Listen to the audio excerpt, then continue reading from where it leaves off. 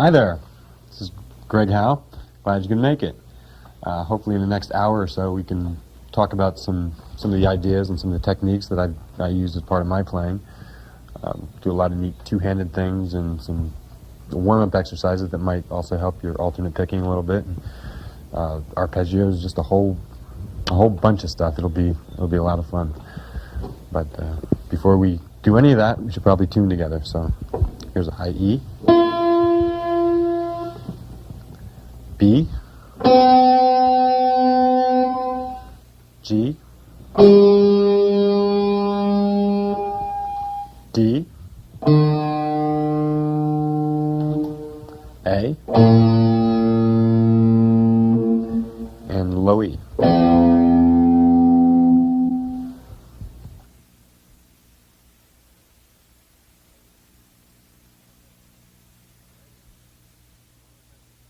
Alrighty, we're going to do some warm-up exercises.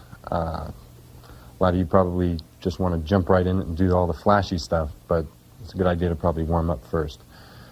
The guitar is an instrument that you express yourself emotionally with, but aside from that, it's also can be a pretty physically demanding activity.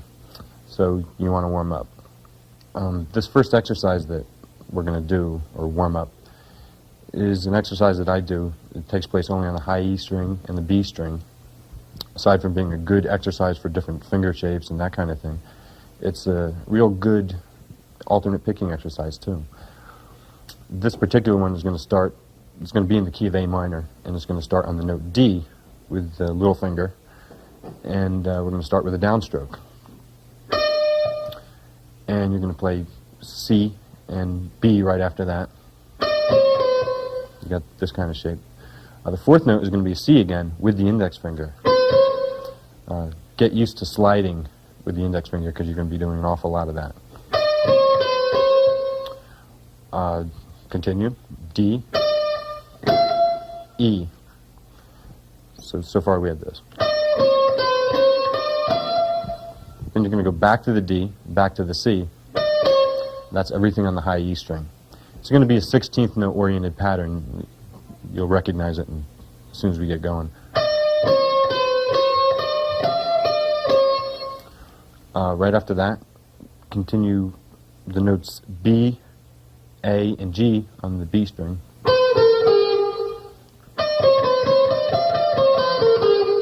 And slide up to the A again on the B string with the index finger. Continue. Play B and C on the B string. It probably sounds a little confusing. It's not. Let me just play it slow once.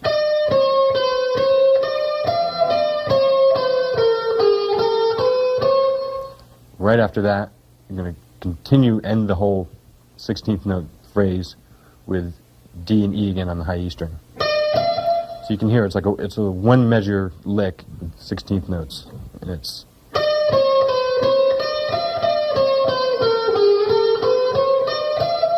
So you can hear the 16th notes. A good way to remember this sequence is think 1, 2, 3, 1, 2, 3, slide, 1, 2, 3, 4, 1, 2, 3, slide, 1, 2, 3, 4, because that's where the index finger is doing the sliding.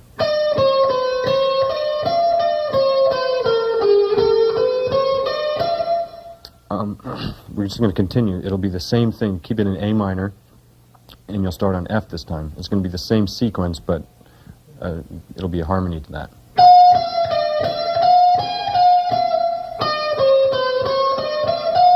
So I'll play everything slow.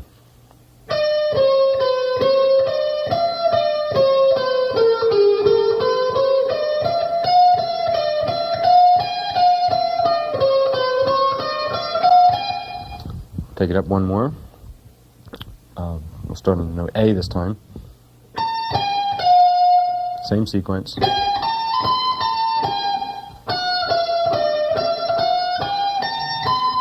And you can end with C. The C would be the 1 of the next measure. So if you play it comfortably, you'll hear the 16th notes.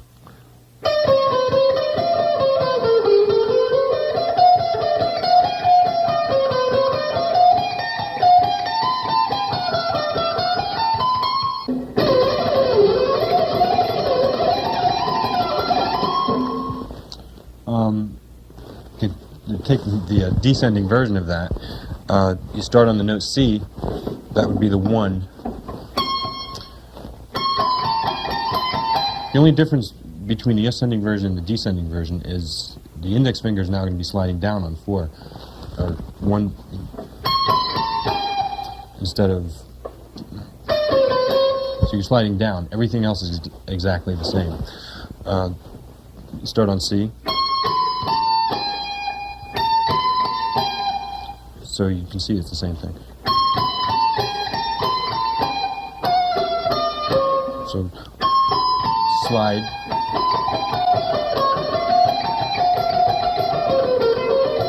It's the exact same thing backwards. Just remember the slides are in the same place, but they're going down now instead of up. So I'll just run through the whole descending scale or exercise slowly.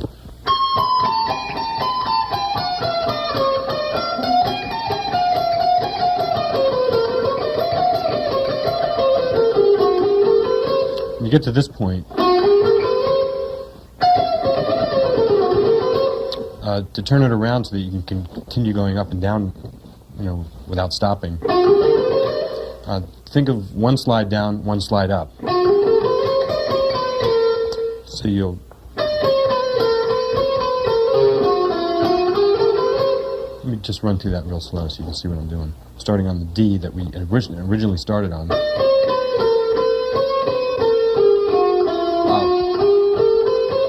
But the second time, sliding up from the E to the F.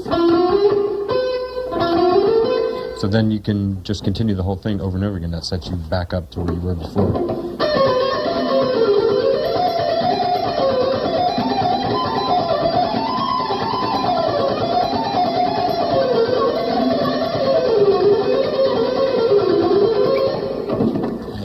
continue up and down.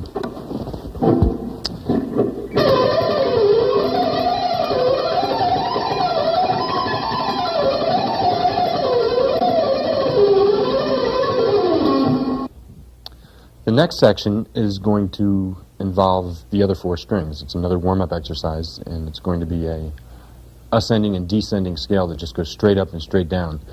The weird thing about this is that it's going to be based on 4 notes on a string as opposed to 3,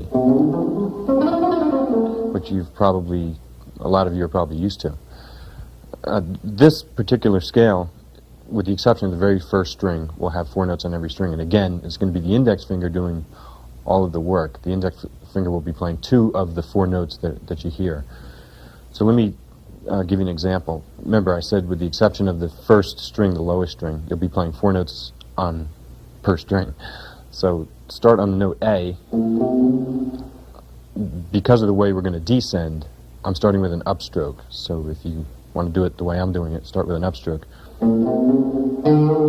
You'll play down on the note D on the A string, and then the index finger will go up to E and play 2 notes on the A string. And you play F and G as you normally would, so you can see. Just continue. Play down on the note A on the D string, and again the index finger will slide up to B, and that will be an upstroke. Continue. C and D. 1 more string. Hit the note E on the G string, and the index finger will slide up again, getting the note F. So the index finger is getting 2 notes on every string, and then end with G and A. So the whole scale, slow.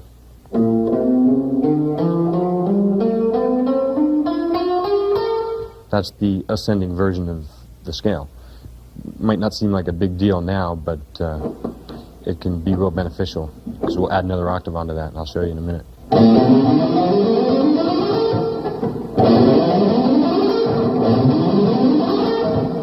That kind of thing is easier for me. I'm always going to the adjacent string with the same stroke, and for me it's just a lot easier. So there I played a 2-octave scale and haven't even gotten to the B string or the E string yet. The descending version of that is going to be the exact opposite. I'll be playing 3 notes on the G string and 4 notes on every other string. So whereas we hit this E on the way up, this time we'll play the E on the D string on the way down. So you will have ended with an upstroke, supposedly, and A, G, and F, and then you play E, D, and C, and B on the D string. Those are your 4 notes. On the A string, you play A, G, F, and E, and then play D, C, B, and A on the low E string. So you've got 4 notes on every string except the G string when you're descending. And you should end with an upstroke so that you can continue. In other words, the last note of the descending scale will be the first note of the ascending scale, and vice versa. So the descending version is.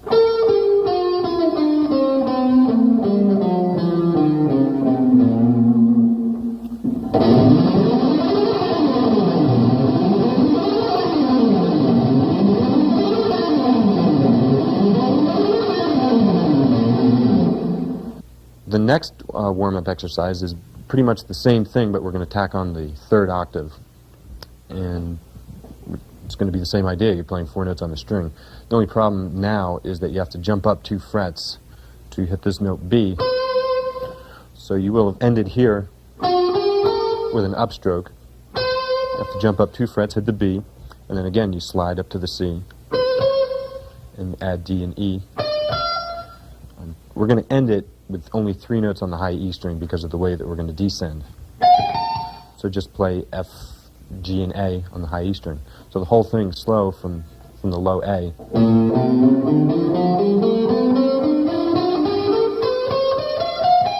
And there's your jump. So just work on that, and you can play a 3-octave scale playing 4 notes on the per string.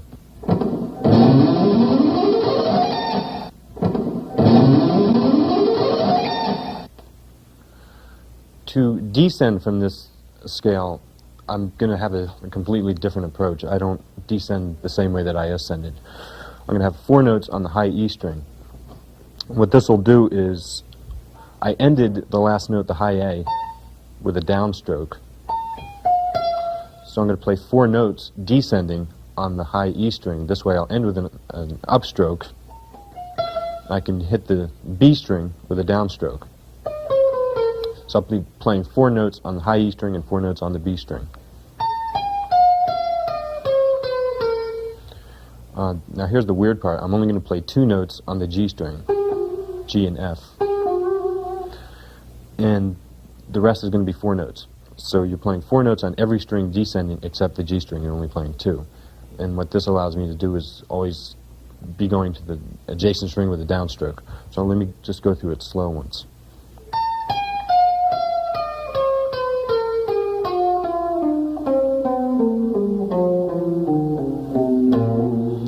And again, I'll end with an upstroke so I can continue doing the up and down version over and over again.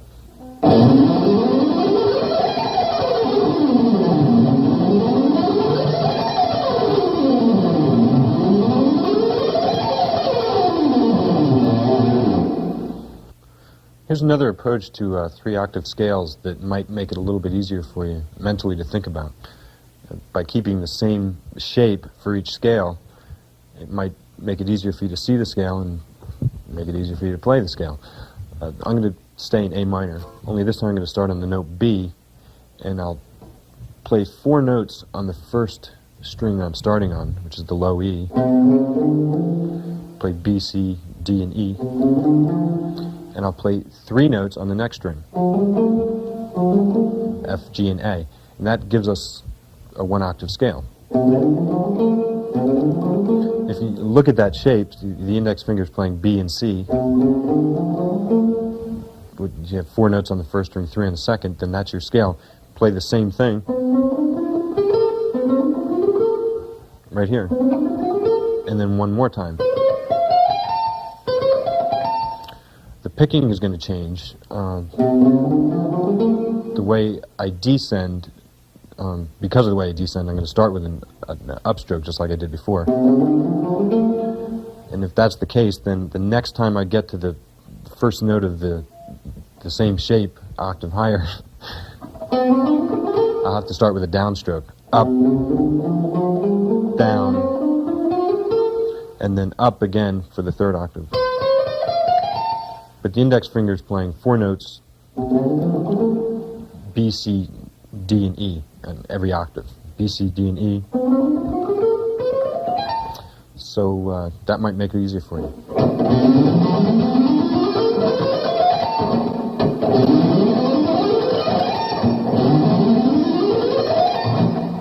To descend, I don't use the 3 identical scale idea. I do it differently because I always like to make sure I hit an adjacent string with a downstroke, especially when I'm descending. It's just easier for me. But an easy way to think about the descending version of this is think 4 notes on every string except the high E string. There'll only be 3, and the G string will be 2. So let me just run you through that once. You will have ended with an upstroke on the note A. So to descend, you play out of this shape right here, and then play 4 notes on the B string. So you've only got 3 on the high E string, A, G, and F, and then 4 on the B string, E, D, C, and B. Then only 2 notes on the G string, A and G, and 4 notes on every other string.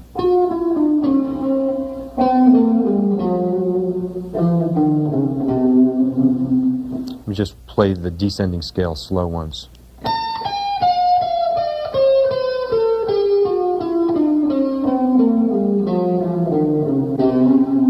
I'm always going to the next string with a downstroke. So I ended with an upstroke, and I can just continue the same thing, using the identical shape idea going up and the hitting adjacent strings with downstrokes for the descending.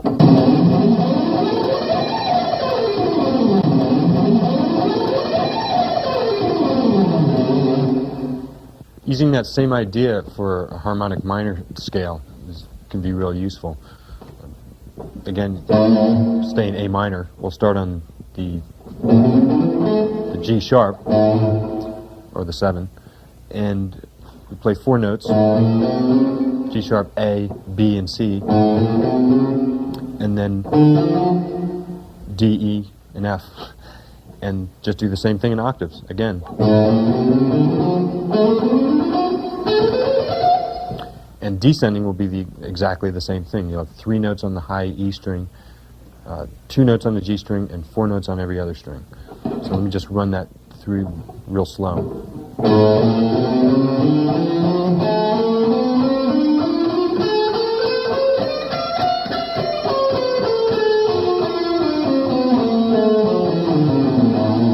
Descending has a couple of weird shapes, and let me just run through it real quick. Excuse me, I'm terribly sorry. I know you're busy and everything. I was just walking by the hallway and I heard the way you were going so fast on it. That's truly amazing. Well, listen, I know you're busy. Why not? I'll talk to you just a little bit. Thanks. Alrighty. You start with, you're going to start on the one more thing, sir. Does that come in that color, or... I'm in the middle of the video right now. I'm doing You're the right. instructions. When you're right, you're right. I'll listen. I'll talk to you later. Okay. I'm starting on the note F, and basically I'm going to pull off to E, and then... Keep it up. It's fantastic. You'll have 3 notes on the high E string, like I said. You'll have F, E, and D. And you should have ended with an upstroke with the ascending scale, so the D will be an upstroke on the way down. You have 4 notes on the B string, C, B, A, and G sharp. You'll have 2 notes, again, on the G string, F and E. D, C, and B, and A on the D string. And then G sharp, F, and E. That's kind of a weird stretch, but it's no big deal. All the way down to the D. So you're going to have 4 notes, and then 4 notes on the low E string. C, B, A, G sharp. So descending.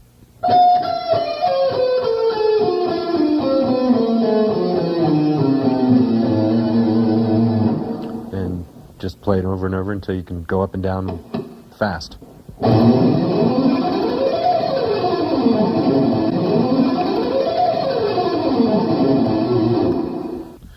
Another real good warm-up is an exercise I use. It's ascending and descending 4 notes at a time on one string. And it's a real good control exercise for coordinating the left and right hand together. Keep this in A minor too. Start on the note A with a downstroke, and the index finger, you get used to the index finger sliding around, the index finger will slide up to B with an upstroke, and then you just tack on the C and the D. And then you just do that same thing over and over again, staying diatonically in A minor. 1, 2, 3.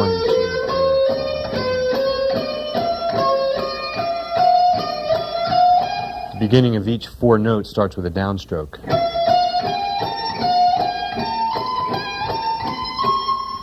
And to descend, use the last note of the ascending scale as the first note of the descending scale. So you should have ended with an upstroke.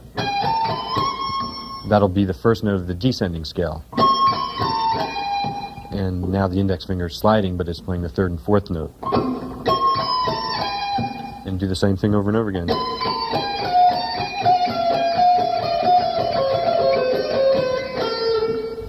That's the toughest part. If you want to continue going up and down, you'll have to slide twice down to the A, because you're descending and ascending real quickly at the same time.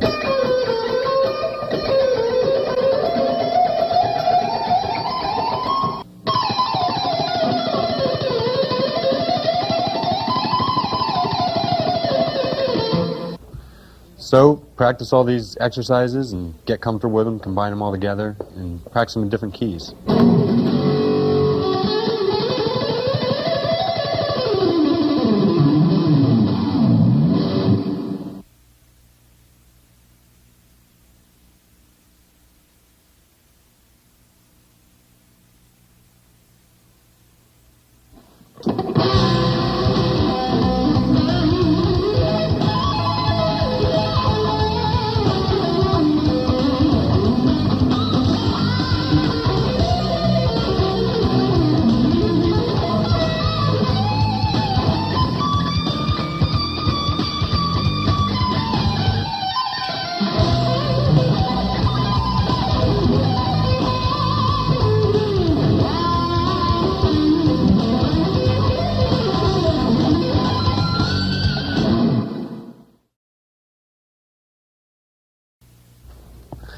I'd like to show you some of my favorite licks, some of the licks that I use all the time. And a lot of these won't necessarily be picking every note, so it'll be a little bit something different. One of the licks I use all the time is a lick that ascends and descends 4 notes, but I don't pick every note. I hammer on and then pick the high note. Do this one in A minor. I'll start on the note C and hammer onto the D and hammer onto the E on the B string. I sort of have the 13th fret barred. I'm hitting up on the F. And then I'm picking all the notes coming back down. And what that allows me to do is get a lot more speed that way.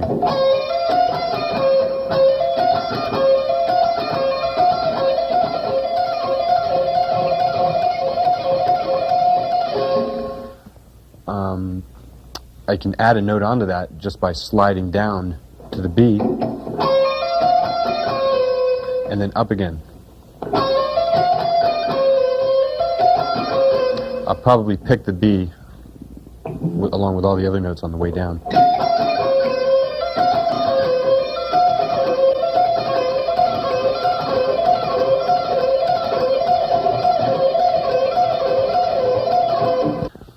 You can do a lot of things with barring. I do a lot of things like that, where I'm barring the high E string and the B string.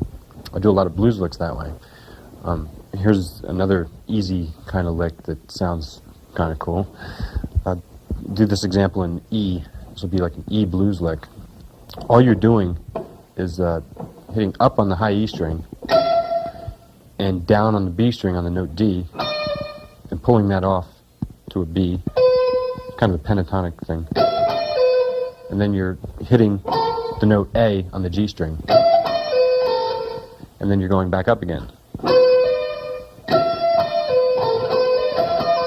The way I'm picking it is up on the E string and down on the other two. But when I ascend, I'm hitting up on the B string. Let me just play it for you slow and I'll speed it up.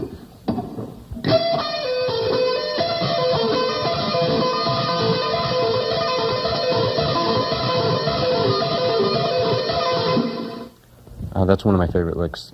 One of the cool things you can do with that is add, instead of playing the A, play the flat 5, which in this case would be B flat. By doing that, you just, instead of hitting this note A, kind of stretch that finger up and hit the B flat.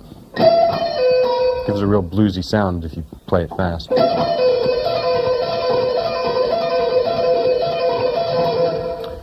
And, you know, you can use that as part of a lick that descends or the cool thing about barring licks is just by pivoting the third finger, you can do the same picking but get different notes by you know, barring with the third finger too. What I'm doing here is I'm hitting down on the B string, up on the E, back down on the D, or the B string but the note D, pulling it off to a B, and then that same pull off is also a hammer-on up to D again, but instead of hitting up on the E, this time I will have barred this finger.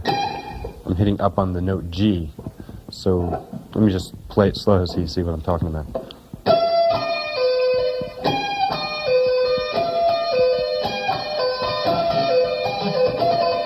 That's another lick I use a lot.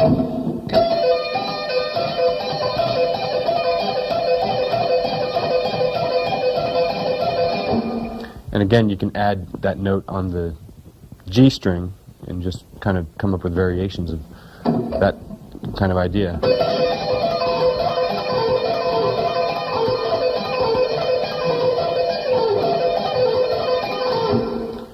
And that's one of my favorite licks. Another barring lick is that I use for kind of a bluesy thing is, we'll use this example in E too. Slide down to the 10th fret, bar these two notes, and hammer on from the A to the B on the B string, and then bar the third finger so you're hitting up on the note E, and then pull that off So you have to, hit down again on the B, pull it off. The thing you can add to that to make it sound real bluesy is the flat 5. It sounds kind of weird, slow, but it sounds cool when you play it fast. Pull the flat 5 off to the A again, so you point B flat off to A, and just play that sequence.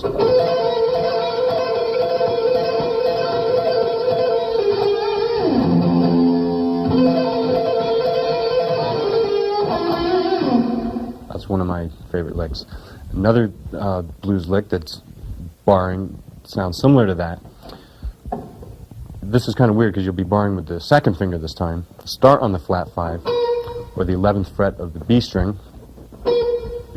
That would be the flat 5. Hammer onto the B, and then up on the note E. So the second finger is the finger that's barring. Hit back down on the note B, and pull it off. Then with your third finger, reach up and hit the D on the B string. The whole thing slow is going to sound like this.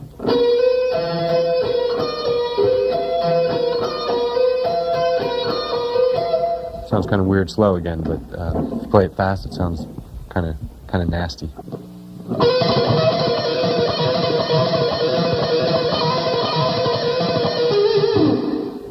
One of my favorites. Take that same barring idea and use it on some of the other strings. You can go like right across the fretboard barring. That's another thing I do a lot, which is, let me just show you what it is. If I was in E, say E blues, start on the note A, and I'd hammer onto the B, and then bar with the third finger up on the note E. Then hit the B again, pull it off to A. Then just, at that point, after you've gotten down to the A, just do a simple pentatonic hammer-on to the B, to the D, and to the E. Let me just show it to you slow so you see what I'm talking about.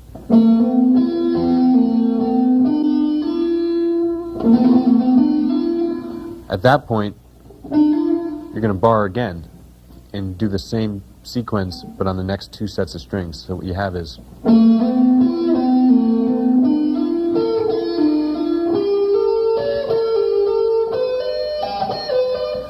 the only weird part is when I hit that C sharp, and if I'm in E blues then that note works.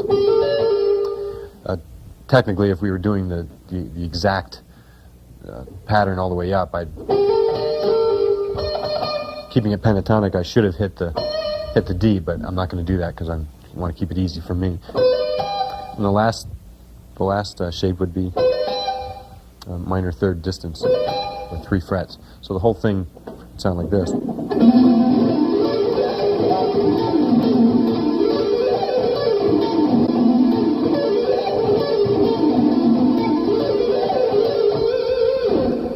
One of my all-time favorites.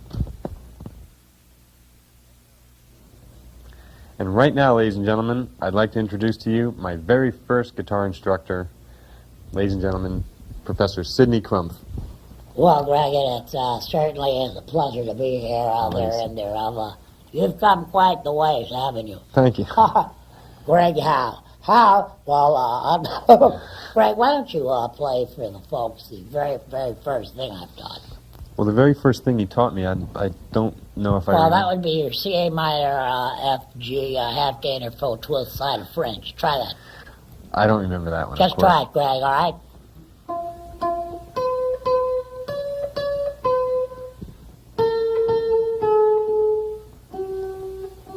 That last note. Would you try that, please? Is that it? That's close enough. Boy, has he come. Greg, hold the best. I'm going to get back to class now, and it certainly was a pleasure meeting, and bye. He's a great guy. I hope I see him again real soon, like within the next 20 years or so.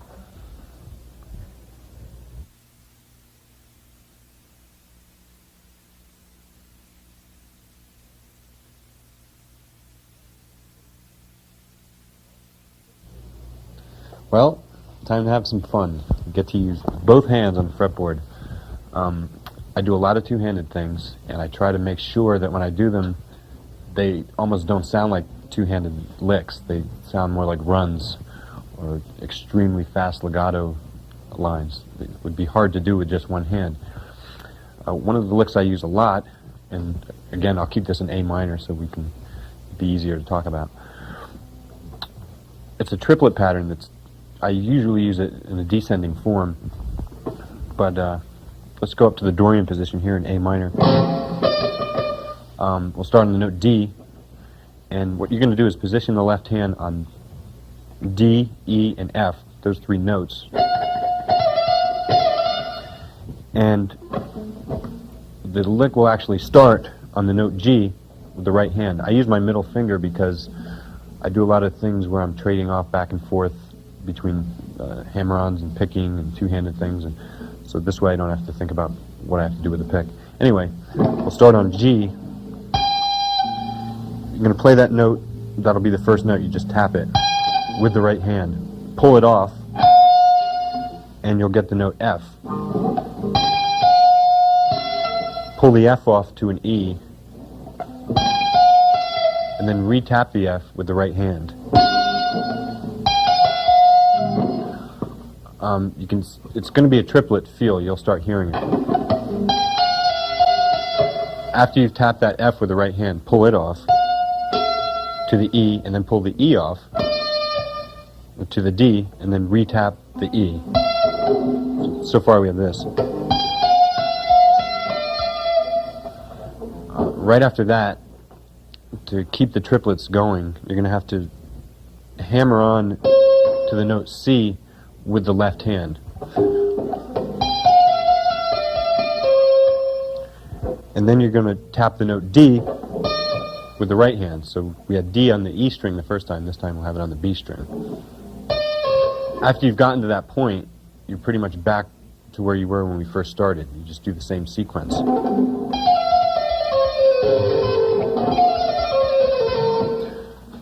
To keep it going all the way across the fretboard, you'll only have to tap 2 times on the G string, just because of the way the pattern is.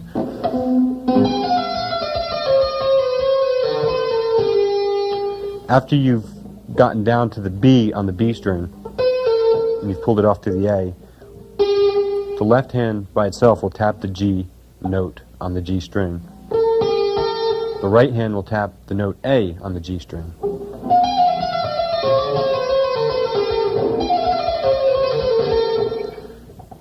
When you get to that point, just pull it off to the G, pull the G off, re-tap the G with the right hand,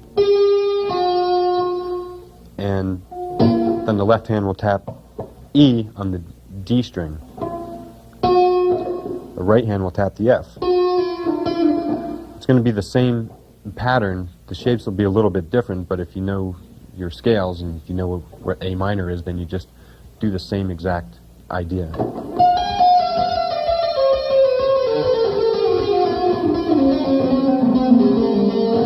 Take it down as far as you want. You can until you run out of strings, or until your hands collide with each other, which might create even a cooler effect. Another variation of that is a blues idea, or a pentatonic idea.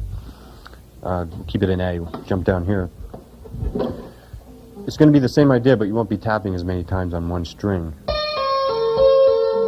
I'll start here on the note D on the high E string.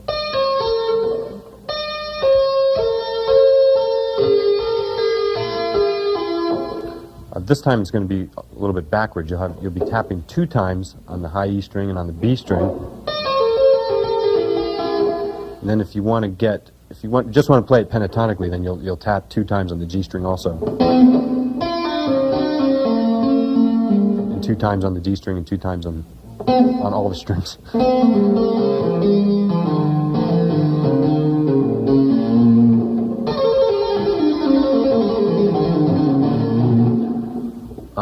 If you want to get the flat 5 in there and make it sound really bluesy, then you'll tap 3 times on the G string. When you get to this point,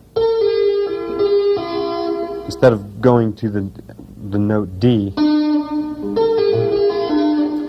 go to E flat or D sharp, and then tap on the E, pull that off to the flat 5, pull the flat 5 off, re-tap it with the right hand, pull it off, get the note D, pull it off, re-tap the D.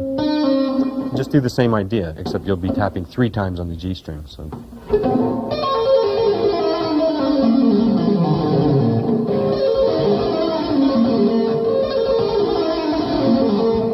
I use that a lot. You could go up again with it, you could ascend with it, but it's a little bit more difficult.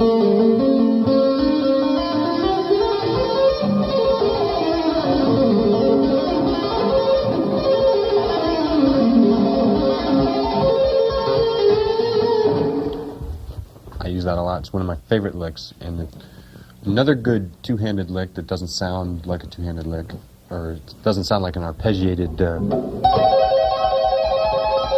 that kind of thing that you've heard many times, is an ascending run that I use a lot. I'll do this one in A major. I'll start on the note E, and what I'm going to be doing basically is just playing 3 notes per string. 2 of the notes will be with the left hand, and the 3rd note will be with the right hand. The only difficult thing about this is that if you're not real careful, strings start ringing out because you don't have this hand over against the bridge to mute anything. But just keep working on it, and you'll have it no problem. It'll be fun. We'll start on E and just basically play E and F sharp, and then tap the G sharp with the right hand, and do the same thing. This particular pattern will be the same shape on the first 3 strings, so after you've gotten there, just do an octave of the same thing. You'll start here. You have to jump up a fret on the B string, then start it again, and you don't have the last 3 notes because you run out of strings finally. But you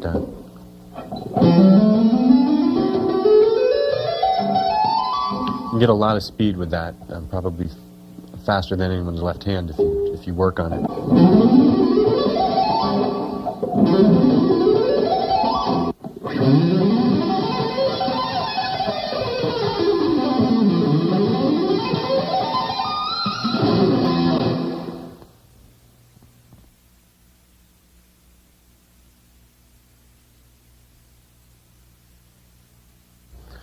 I'd like to show you some arpeggios and some wide interval licks.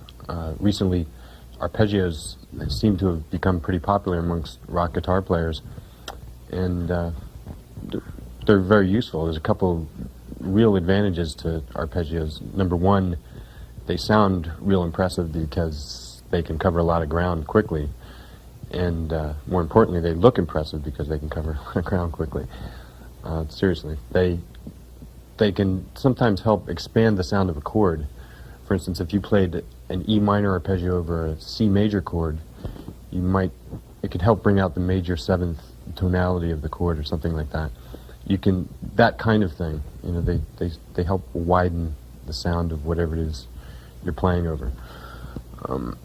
Some of the techniques involved in arpeggios are sweep picking. If any of you are familiar with that, then maybe this won't be that helpful to you, but if you're not familiar with it, I have a couple of exercises for sweep picking. I don't sweep pick as much as a lot of people think I do, but I do sweep a little bit, and I'll show you one of the exercises right now. This will be a C major triad, and it's going to involve 2 different positions. The ascending sweep will be a different position than the descending sweep, but you can combine them both together and have a large 2.5 octave arpeggio. So I'll show it to you. I'm starting with a downstroke on the note C with my middle finger. I'm playing the E, on the A string. Then I'm hammering on to the G note of the A string. And this will all be one sweep downward. When you get to the D string, you hit that with a downstroke, and that's your octave. When you get to the G string, you play the E again, and then just kind of bar that fret. To come back down, what I'm going to do is you hit that high E. The way I do it, I hit that high E with an upstroke, and then I slide up to the G with a downstroke, and that's the end of the ascending version of the arpeggio. So we've sweeped until we got to the E string, then we started alternate picking. You get to that high G, that will have been a downstroke. Hit up on the E note, and then you'll play this position. Just a different position for C major again. And that'll be all upstrokes from the time you hit the E note. Until you get right here, then you alternate pick again, at least the way I do it. So when you get to that C, you're going to jump all the way down to the G on the A string, and that will be with a different stroke, downstroke, and then up on the note E of the low E string, and down again on the C, and then you can just continue that.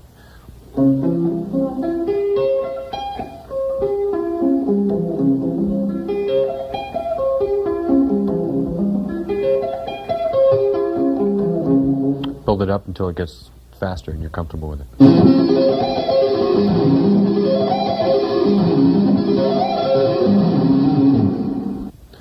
Another approach to two-octave arpeggios that I use a lot is a technique that doesn't involve so much sweeping, but it's more of a picking thing. And it's, for me, a lot more comfortable. And you can play just as fast, and in some ways it sounds a little bit smoother. I'll give you an example. Start on the A string. We'll do it in C again. Play the note C on the A string. Then hammer on to the third. And then bar with your middle finger the D string and the G string.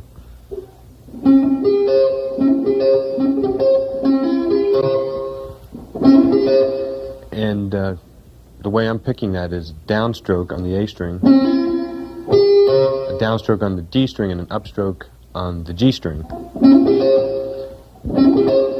Then you're going to jump up 2 frets, or to the fret where your middle finger was, but with your index finger, and bar the B string and the E string. Hammer on from here, from the E to the G, and then bar up to the C. The advantage to this is that you can play a very fast 1-octave arpeggio in the high position.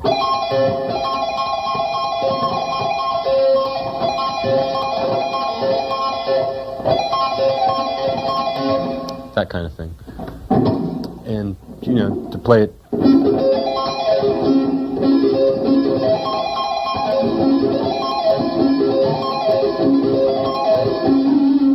that kind of arpeggio works nice for me.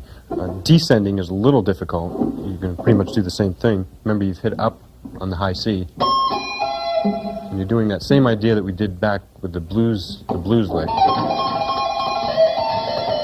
except, you know, keep it a triad. You have to jump back down here with your middle finger, hit up on the G. You just do the same thing backwards.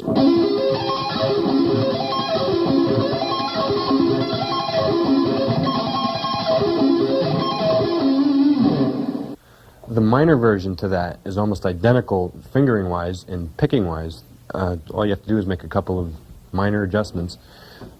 instead of hammering on a major third, hammer on a minor third, and you'll still have the same thing there with the middle finger.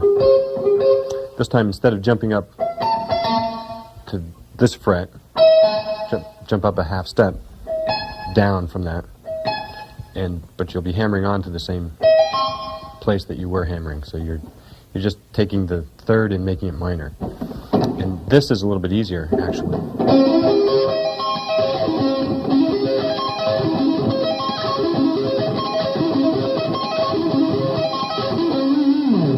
Aside from just arpeggios and triads, I do a lot of wide interval things that sound kind of like arpeggios because they cover a lot of distance, but they're actually not. They're just wide interval scales.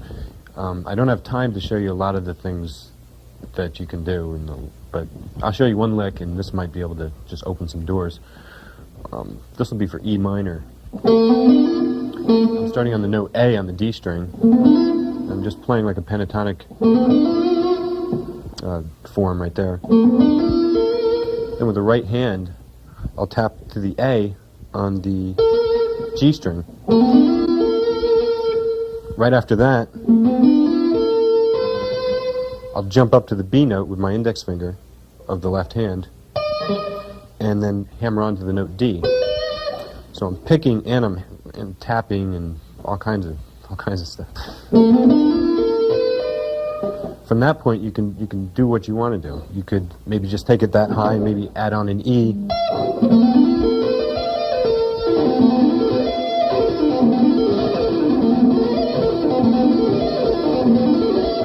Or you could add on a higher note.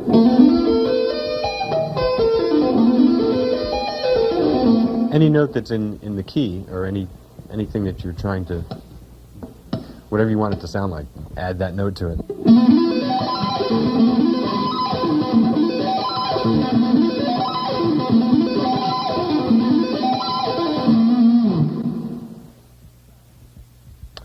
Well, certainly has been a lot of fun. I wish we had some more time to kick it around some more, but we don't. So long, and see you next time.